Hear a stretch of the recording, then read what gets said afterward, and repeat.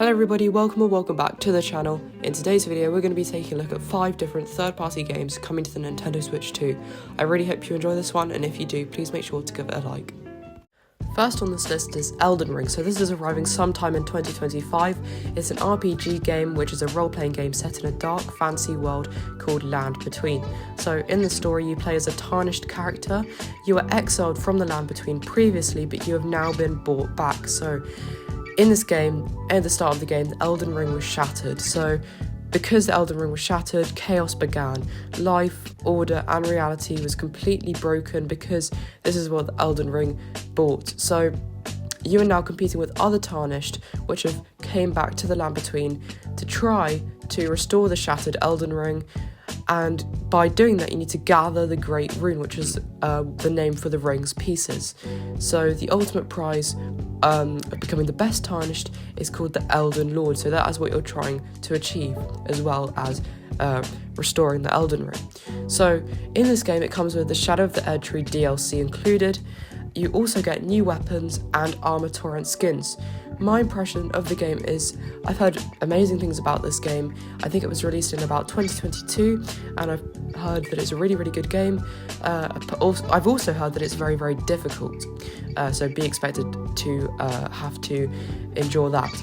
And I'm very excited for this release, and I'll definitely be playing it when it does come out. Next up is the Duskbloods. So this is arriving in 2026. You may have seen this in the Nintendo Switch 2 Direct. So this is a PvPvE game, so a player versus enemy game. In this game there's 8 players per match. So the scene of this game is a Gothic Victorian style cities. The time period is called the Twilight of Humanity, and we're going to be talking about that in a second. So it's a blood focused game. You've got different blood types that you can acquire. So the Bloodsworn, who are the characters who are playing as, are supernatural figures. So it's the end of humanity, and that's why it's called the Twilight of Humanity, is because humans are basically eradicated from this time frame. So the Bloodsworn are competing, and they're competing to aim to get the first blood, which is the ultimate prize of blood, basically, and it can reshape existence entirely. So my impressions of this game is it seems like a fantastic game. I'm really excited to play it, and also this is a exclusive game, if you didn't know, to the Nintendo Switch. So it is basically a first-party game, but it's just not made by Nintendo.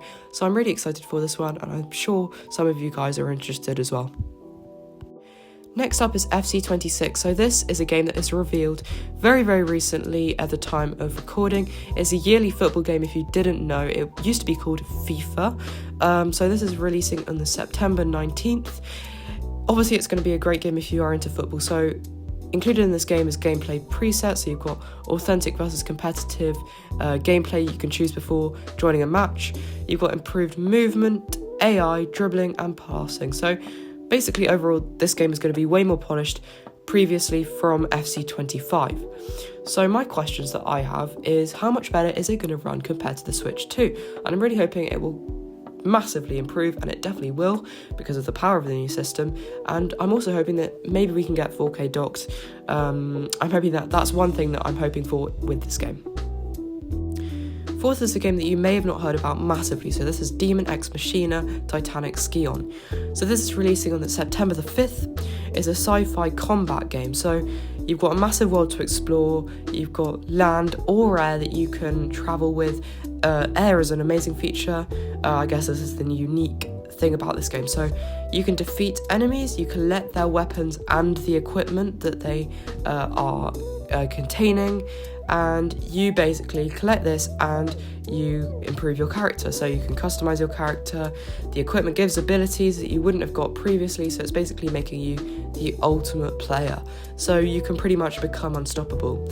So from what I've heard about it, it seems like quite a basic thing from the surface, but I'm sure there's plenty of environments and different powers that are really, really interesting that sets this game apart. So in this game, it's a solo game, or it can be a 2-player online game if you want to play online. So my impressions is that I don't think I'll be buying this game, but I'm sure some of you guys are intrigued by the game and what it includes.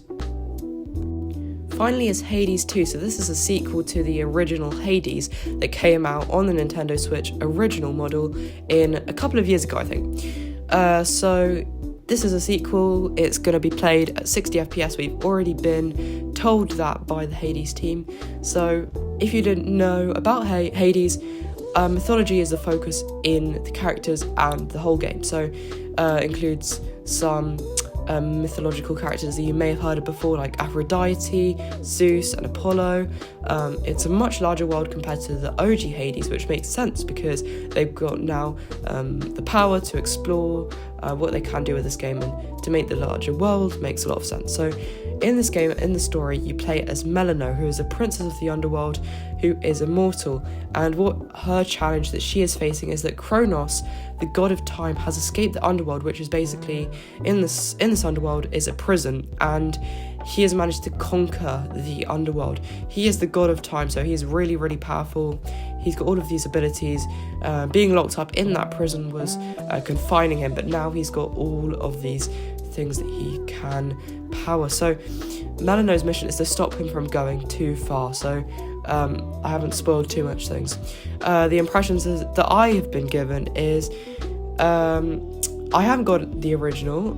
I didn't get the original Hades. It seems like an amazing series, and I love the mythological element to this game, and I'm definitely going to be picking this one up because I think it's a really amazing concept, and I think it's a great story. So my question to you is, did you find any of these interesting? I really hope you did. If you did so, and if you want to see any more of my videos, there is a video recommendation on the screen right now that you can take a look at. So I really hope you did enjoy this video. If you did, please make sure to give a like and subscribe to the channel if you haven't already. So thank you guys so much for watching, and I'll see you guys in the next video.